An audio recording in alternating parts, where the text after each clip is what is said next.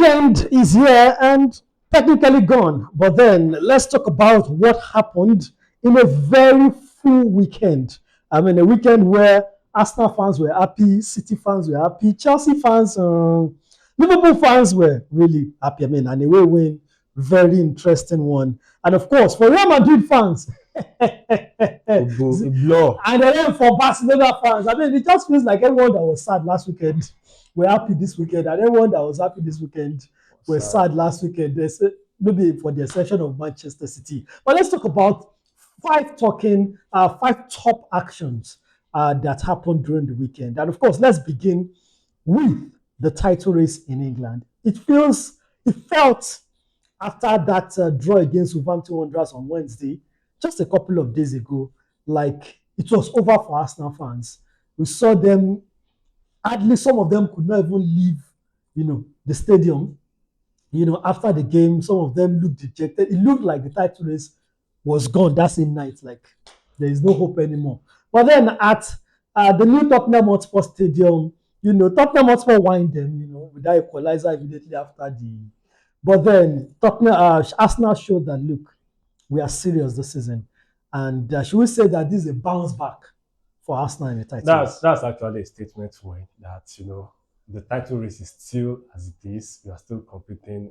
It's not over until it's over. But Arsenal, as an Arsenal fan, I just don't like the situation whereby we are 2 points ahead of City. Right now it's 5 points, No, technically it's 5 points. See, when you have not played outstanding games, you cannot count the points. 2022, 2023. Anything can happen. 2022, 2023, 2023, 2024. This was the same thing that happened. Man City, they had outstanding. Both seasons, they were having outstanding. At some point, they were counting Arsenal had 8 points. That was technically. Then Arsenal had, I think, 4 or 3 points. Because City had 2 outstanding. We had 2 points because City had there was a time City had 2 outstanding. And they won both outstandings. So we now say, I don't like, when you assume that someone will win a game that has not been played. Anything can happen in a football game.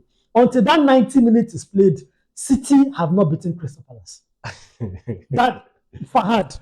Yeah, definitely. That's what I told him last week. That okay, look, outstanding game doesn't really mean 3 points. It doesn't mean automatic 3 points. It doesn't automatic 3 points. You don't even know when that game will eventually be scheduled. If it will be. See, we're talking from our experience, definitely. We are in a situation. It's not you guys that your team is comfortable. I think in your 4th or 5th position. We are the one here. We are the one who competed with this man 2 or 3 times already, and we know how he used to jeopardize our season and our dreams every season like that. So, and we are seeing similar repeated patterns again this season. So that's why everybody got scared. Everybody was battered and felt down against that Wolves. Though this was a statement in any way. But let's talk about the Arsenal team. What changed? Well, I think firstly the mentality changed, the playing style changed, everything changed. Because I was telling some people that I think this is one of the best Arsenal games I've watched this season. When Arsenal was at 2-1, 3-1, Arsenal was still attacking. There was no point in that match. That was what we didn't see against Wolves. At 2-1, Arsenal were praying for the final whistle. As a matter of fact, this second leg of Wolves was still okay. The first leg was the most painful part. Arsenal, prior to our goal, Arsenal had over 80% possession. Arsenal scored at the 3rd minute, the first goal. And immediately, Arsenal sat back. Wolves started possessing multiple. And Wolves got to the equalizer. If not for an own goal. That's how we had the 3 points on the first leg. And similar thing also happened in the second leg. Against the team that is in the 20th position.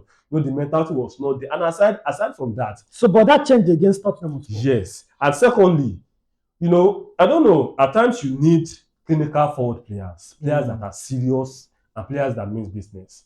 I said this in our last edition that game against Wolves, that game was turned out that way because of Martinelli and Gabriel Jesus. It could have been easily be 4-1 prior to that equalizer. Like easy goal. As a matter of fact, the counter attack that led to their second goal was a one-on-one for Jesus with their goalkeeper for Gabriel Jesus. Now look at the Gyökeres against Nottingham. Though that was his best game so far in an Arsenal shirt anyways. But at least Gyökeres is always serious every time. Gyökeres is not as skillful as Gabriel Jesus. It's not as technical as. But when it comes to him doing the role of a striker, he's going to do it perfectly. He won't slip up. When it's time to press, he will press up the ball. And on the ball, he will be fighting and doing everything he needs to do. Is Eze the number 10 now? Well, you see, the advantage of Eze and everything that happened yesterday, the reason why Eze was almost as... Because Odegaard came from the bench too and also gave an assist. So yes, almost every Arsenal player was excellent yesterday, aside from Trossard. I think Trossard was not up to the standard yesterday. And the reason being that Arsenal played a lot of direct football yesterday. I think the last time I saw this type of direct football was when we were using Ayabat as an attacking midfielder. Arsenal played a lot of direct passes, not all this passing around from wing to wing that we always did. If you look at, there was a goal Saka missed on the first half. The pass came directly from Ikapi, from the left back. More like a cross or a pass to Saka. Saka missed that one. Where Saka wanted to... Yes, to be the goalkeeper. And if you see Gyökeres's first goal, it came directly from Timber. From Timber, not to Saka. And normally what you used to mean is from Timber to Saka or to Zubimendi. But this one, it was a direct pass from Timber to the edge of the box. So Arteta changed something. So they played a lot of direct football yesterday. I'm not forgetting that we're even playing against a team that they were not even attacking. It's not as if there was the space were much, but still we were able to just change the momentum of how it. And the Arsenal game yesterday was not as slow as it always has. It wasn't that boring and slow. They were fast and they were making quick decisions, and everybody was up to their game. Talking about the title race, Fahad, Manchester City. You know, there is that time of the season that everyone is usually afraid of Manchester City when they go on that run. 10, 12 games, 13 games winning run. That is when you are afraid of Man City. They have gone on 5 games winning run now. Are they looking like they have entered that mode where you start getting scared of them? Well, if you look at it, I think for Pep Guardiola, I think he has understood the fact that his team right now cannot play like his team before. He doesn't have the likes of Kevin De Bruyne. Bernardo Silva is not the same Bernardo Silva of years back. He doesn't have Ilkay Gundogan. He doesn't have Phil Foden is not in form currently. So what is he doesn't play that beautiful football that we all know Pep Guardiola play, that tiki-taka. He doesn't really play it right now. I think right now most of his players are more like individual players. They rely on individualism to actually get themselves the win. If we could see Alan yesterday, Alan didn't know what he doesn't do very well. He was marking. Alan was marking. He even got crossing. He got an assist. I mean, somebody finally said, "Hey, you need to Arsenal win league." Alan starts the cross. So for Manchester City, they know what they need to do. They might not be playing very well like before, but they need to start playing as a team right now. And I think that is what they are playing right now. I think they need all hands on deck. Right now, they need likes of Rodri to be at his best. Ruben Dias to be at his best. Looks like some of those players are ready. Rodri is at his best right now. So if all these things, if they can be at their best right now, these are experienced heads in the team. They can actually help the people that the newbies incoming. Okay, tell them what it means to actually go on this type of run and actually win the league. But then winning the league is not in their hands. Right now, it's in Arsenal's hands. So it's not all about you can win all their matches. As long as Arsenal win all their matches, Arsenal are still champions. 11 games to go. Well, who most likely will win more of these 11 games? You know, there's still a match that will also determine the outcome of the league, which is going to happen at the Etihad Stadium. But then, looking at the Pep Guardiola team, Pep Guardiola has, we've been saying that he has changed a lot of things prior to this, but he has even changed something right now. I think Pep Guardiola is playing a more secured football now, in the sense that it's not going all out again. If you look at this midfield trial, Bernardo, Rodri, and Nico O'Reilly, you could see that type of setup is not really offensive. And if you look at the match he has played his past 2-3 games, the type of space that we don't usually see with City team, they are getting those space. Look at the goals they scored against Newcastle. Those space were there. They were devouring those space. So I'm seeing Pep now it's like Pep is also now sitting back, trying to have advantage on the counter, play on the counter and convert their chances. Okay. And if you look at the 4-3 is also using now, they are not the normal flank we used to know him for. The like of Doku and now it's in fact Semenyo even looks like he's playing centrally. Yes. Rather than wings now. Look at Mamouche, they are running in behind, and they are not playing the flank that we used to know them to play. So I think he's also trying to bring in a new system. Probably the old system has been, people are familiar with the old system already. So let me just bring in a change. Let me bring in a system and use it to dominate for a time. Definitely. Talking point number 2 from the weekend. let's talk about the Spanish La Liga title race. It feels to me like nobody wants to win the league in La Liga. I wish Arsenal was in La Liga. They will have just because one week Barcelona is Next losing, the next week is Real Madrid losing. All these games are winnable games. I mean, this time Real Madrid loses at home to Osasuna. Fahad, how did this even happen? I mean, how can Real Madrid go from 100 to 0 in the space of? We saw, even though it was just 1-0, but we saw a really good game from them Yeah. against Benfica during the week. And then against Osasuna, we cannot recognize them again. And nobody really changed like that. There was still Courtois, there was still Camavinga, there was still Vinicius, there was still Mbappe. So what changed? Well, for Real Madrid, I just feel the thing is inexperience actually cost them that game. Because if you look at the second goal they considered against Osasuna, the way Asensio actually came in to actually try to tackle the player, that was inexperience. That man will last for a long time. I mean, that was inexperience at its best. You don't rush it to actually tackle an attacker like that. So I think inexperience cost them the game as well. But they were kind of on an 8-match winning run in La Liga before they actually lost that game. For Real Madrid, it's been said at some point it just feels like the forward between Mbappe doesn't really stay in that forward position, because there were times where even Vinicius Junior had to tell Mbappe that he still needs to be entering that box, because the first goal, the goal Madrid actually used to equalize was because of Bavaria actually taking charge of the game and actually running past, I think, 2-3 defenders. Yes. They're crossing the ball, and it was actually Vinicius that was in the box, not Mbappe, because Mbappe was nowhere in the box. I think Mbappe needs to play. He needs to as the number 9. He needs to play more as a number 9 instead of coming to the flanks to actually kind of play on the flank. But then, if you look at their tactics this season for Abelo, but that game he used the 4-4-2 in Yeah, that game. he used the So 4-4-2 I in the game. noticed that Mbappe usually drifts when there is no natural right winger, like when there's no Mastertuano or Rodrigo that is manning the wings. He finds it easier to drift and move around. Can Abelo stick to one formation? Is it going with the 4-3-3 or is it going with the 4-4-2? You see all these, because I know that in the game against Benfica it was 4-3-3, and then he switched to a 4-4-2. That can be an issue on its own, where you cannot stick to one formation. You play one formation one game and then the next game is another formation. Can he stick to one? Is it going with the 4-4-2 or is it going with the 4-3-3? The thing is, he doesn't really know. He doesn't know the formation that actually suits his team best. Because if you look at it, he has tried a 4-3-3, but then the players on the wing, on the right wing, are not really giving him. He has Mastertuano, he has tried Adagula, Rodrigo. These guys are not delivering. So he needs another formation. So their game is usually like this. So yeah, it bends to the left. So he needs another formation where the players will actually deliver, and he has gone with Vinicius and Mbappe as the two-man striker. And sometimes it doesn't work as well. We could see it against Osasuna where it didn't work at all. Both of them, it felt like they were getting in each other's way. Yeah, because naturally none of them are strikers. Both of them are left wingers. And there was an image that even trended, I think it was yesterday. Both of them were at that same left wing. So no one is on the box. And it was, it can be funny at times, because most of the time, you as a coach, you have to make use of what you have on ground. And let's not forget Gonzalo Garcia is still in this team. I don't know. Can't he try a front three of Mbappe, Vinicius, and Gonzalo Garcia? It's still possible, because this guy is still. But will Mbappe, who will play on the right? Even I prefer him trying 4-4-2 with Mbappe and Gonzalo Garcia. Okay.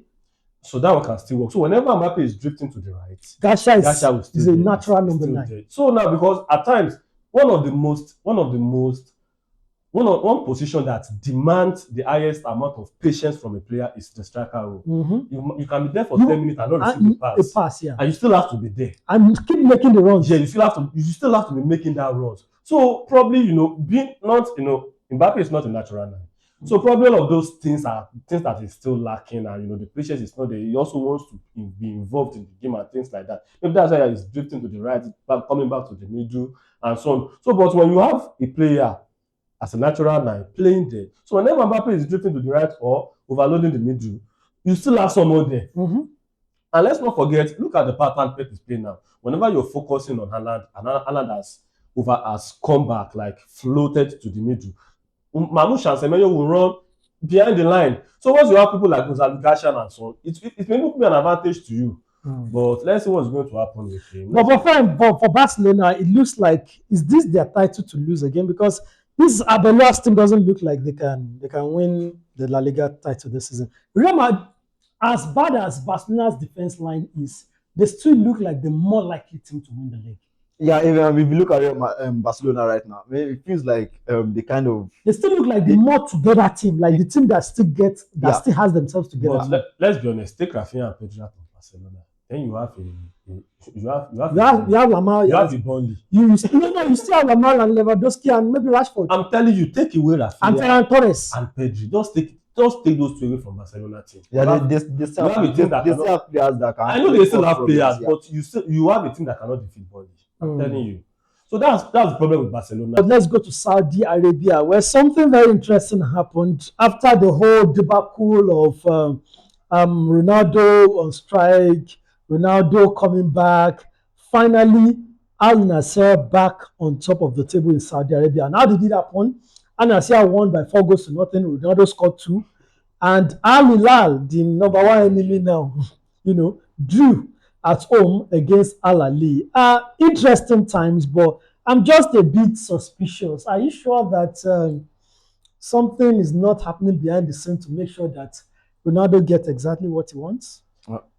I don't think so. Because in Yoruba Palace, you say Ajekela Nomoko. I mean, Ronaldo complains, but he has goes on strike. He has played like 2 matches now. Yeah, and then after 2 matches, Al Nassr somehow, find themselves back on top of the table. That's Al Hilal's problem, because I don't know how you'll be playing at home against a team that has been given a red card, I think, in the 9th minute, and they still find a chance to equalize that match and play draw with you, and you want to win the league when you're not Manchester United. You understand? So you have to say that. Yes, like against Everton in that point. So when you're not Manchester United, Manchester United was not planning to. They are not planning to win the league. Every serious team should win such match when you want to win the league. And the person coming after you is very close behind you and might overtake you. The care is not taken. And you still do that type of match. So I think the blame is on the team and the players. So it's all well now, no fight anymore. No. Because they have not signed anybody for Al Nassr. So how come Ronaldo is all right now? Everything is fine. I think they would have spoken in a round table and have discussed, okay, look, yeah, it's true, we are not signing anybody, but then I think they also spent money as well in the past. So it's not about they need to actually show that, okay, they are actually worth spending money on.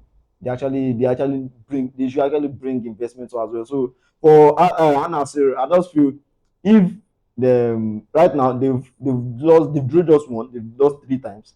I think if they can continue in that game, but then for Al Hilal, the fact is they need to start winning games. They are winning games, but they are drawing a lot. 6 draws. No, they've not lost any match. But then if you're the draws kill. Yeah, you can play 5 matches. If you win 2 and have those 3 draws, you can derail your momentum. That's just like 6 points out of a possible 15.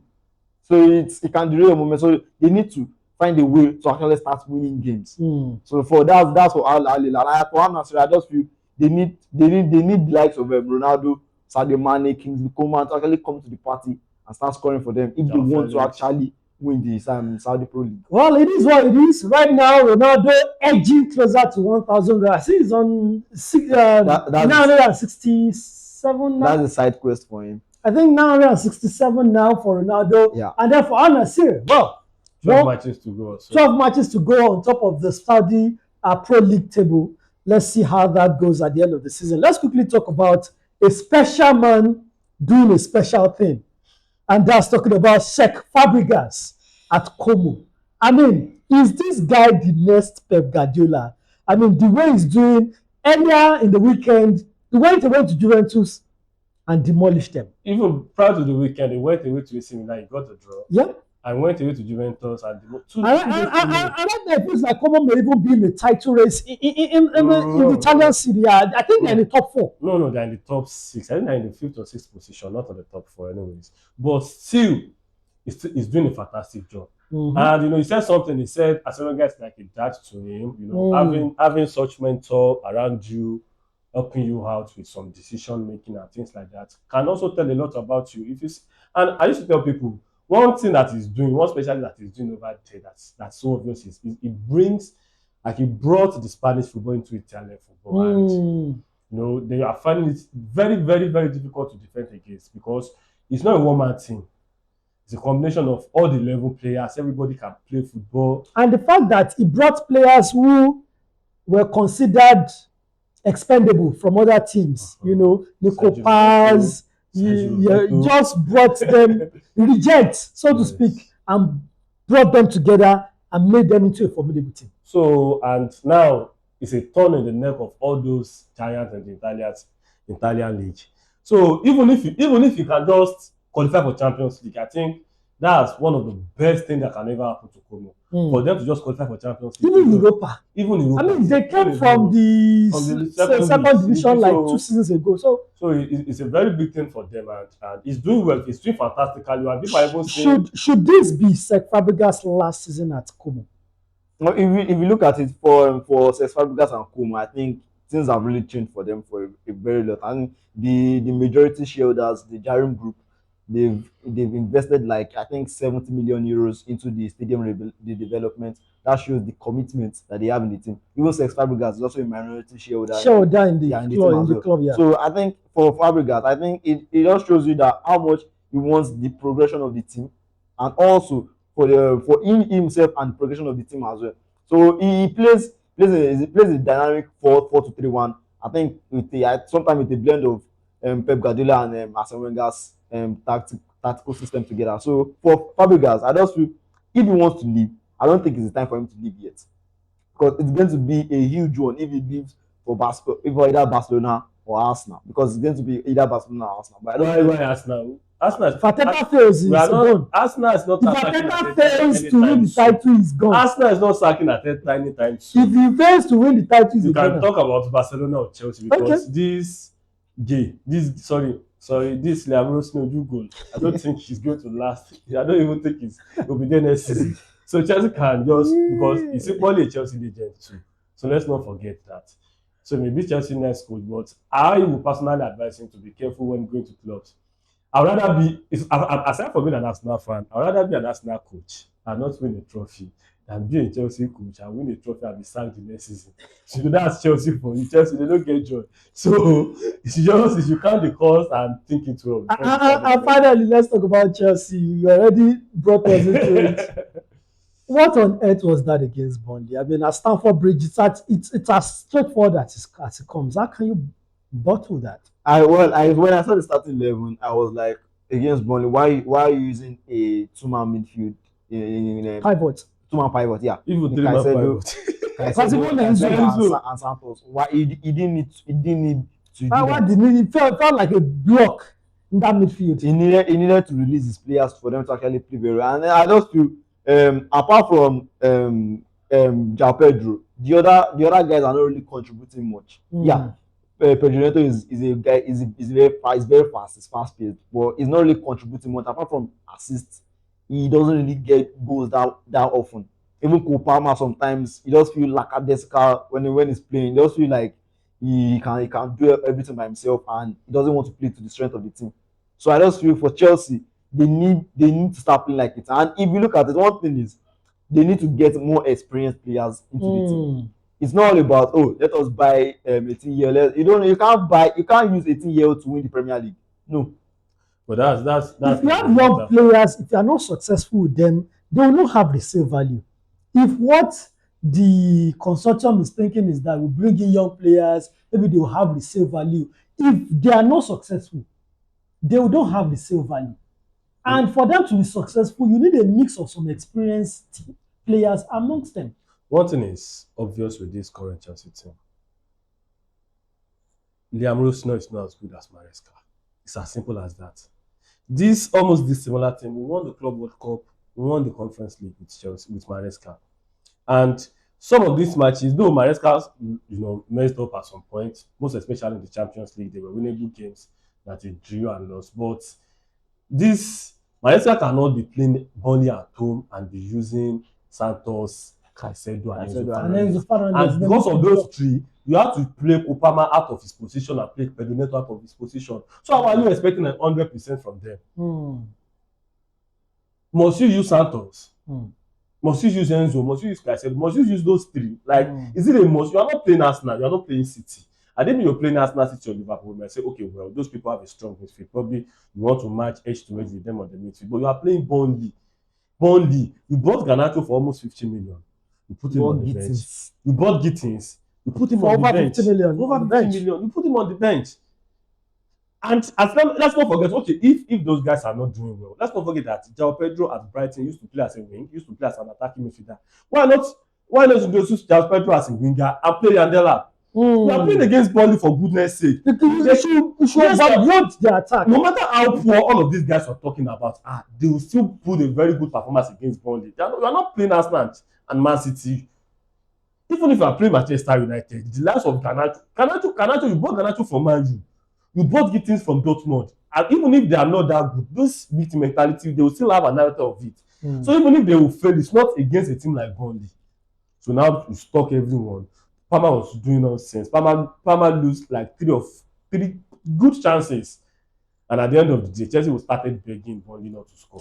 If not for God, if not for the fact that people were like, Chelsea, you go to budget. It looks like Chelsea might not be meant to be 3-1. Because after that first goal, they had 2 other chances. Goal scoring chances. It looks like Chelsea may not be making top 4 after all. You know, I saw some people placing some bets that Chelsea may make top 4. That's on Man U and Liverpool side. Because this Liam Wilson I'm looking at, well, their next game is going to be an interesting one. Anyway, they'll be playing against Arsenal. So at the Emirates. It's going to be a very interesting one. I believe as a coach, you won't want a single team to win you 3 times within a span of 2-3 months. That will not be acceptable. That will not be acceptable. So I'm expecting him to do some magic. Whatever, even if it's going to Tomelin or Zedikos, just do magic that match. Well, ladies and gentlemen, those are our top 5 moments, top 5 actions from the weekend. Arsenal title race, LaLiga, and then of course from Saudi Arabia, Ronaldo and Al-Nassr back on top. And of course, Fabregas doing something special at Como. And of course, Chelsea. Rose not doing special at Chelsea.